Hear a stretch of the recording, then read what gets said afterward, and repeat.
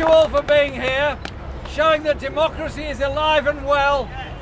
Maybe not in there, but out here, okay?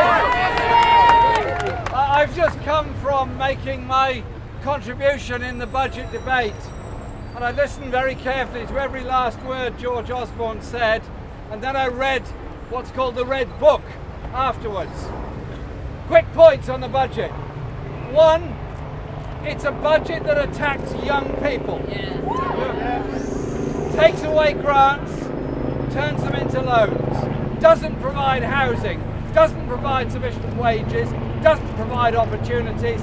It's an attack on young people.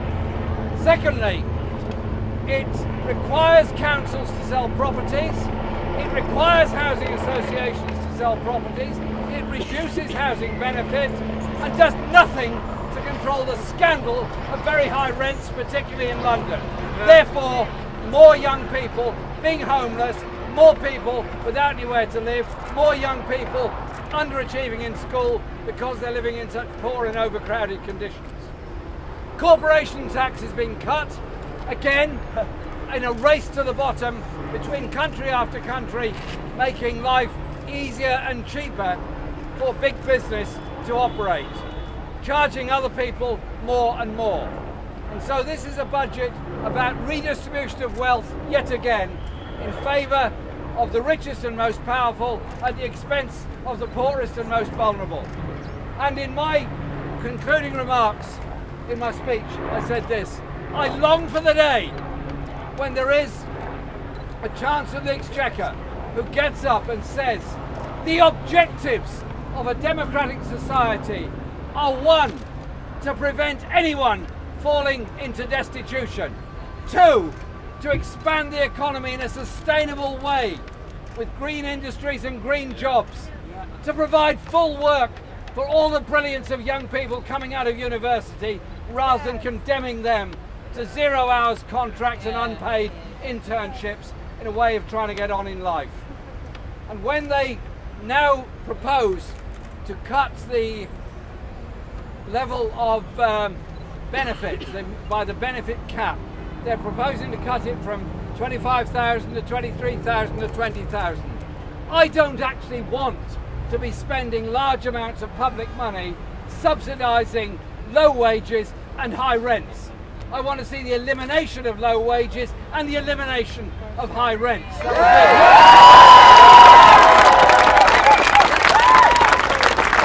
I will vote against the reduction in the benefit cap because I know what the consequences are. I'm proud to represent Islington North in Parliament. I'm proud to represent a London constituency. But the reality of the benefit cap and the lack of control of the rents, the private rents, is that my area is being socially cleansed of anyone on an average or below average income, any working class family that's trying to survive unless they happen to be in a council place. At least that used to be the case. What is now happening is that councils are being told to charge a market rent for anyone who earns over 30,000 a year, which is not much above the London average. They're also being told that they have to sell high value properties. And it's absurd and obscene what is happening. My council has a building programme, well done Islington. We've just completed in one place on the Caledonian Road 24 new flats, very nice flats, ready for people on the housing waiting list to go into. Families desperate for somewhere decent to live. What's happening? The council is now being told it's got to sell them on the open market, and they won't be sold to people on the housing waiting list.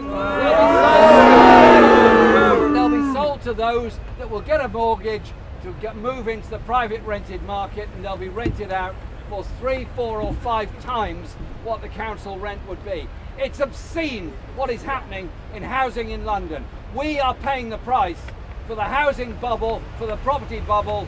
The working class are being exported out of London. The poor are being denied anywhere decent to live. This budget is yet another example of the failure of the austerity programme. Austerity is a random date by which we're supposed to move into budget surplus. A random date where cut after cut after cut takes place of the services that ordinary people need. Tax cuts take place for the very richest. Even inheritance tax has been cut for those leaving up to £1 million to their children or to somebody else. And it's quite simply wrong what is happening. And how is this being paid for? It's being paid for by the sale this year alone, of £30 billion worth of public assets. Those assets are shares that we bought, the public bought, in RBS, in HBOS, in all the banks. It's being paid for by the sale of public land. It's being paid for by the sale of publicly owned industries. It's even being paid for by the sale of King's Cross and the developments around that. Those bank shares are being sold at a loss. We are being ripped off by this government. We're being ripped off of our assets, and we're being ripped off of the chances of so many young people in our society. Is it right that in the 21st century, in the fourth richest country in the world, there are thousands of people sleeping on the streets? Is it right that so many young people have nowhere decent to live? Is it right that 1 million people are using food banks? I want a budget that shares the wealth, that eliminates the poverty, that gives the opportunities. Our movement, and it's our movement against austerity, our movement for peace, our movement for justice, is getting stronger day by day by day by day. And it's that democratic voice we want heard loud and clear, far and wide.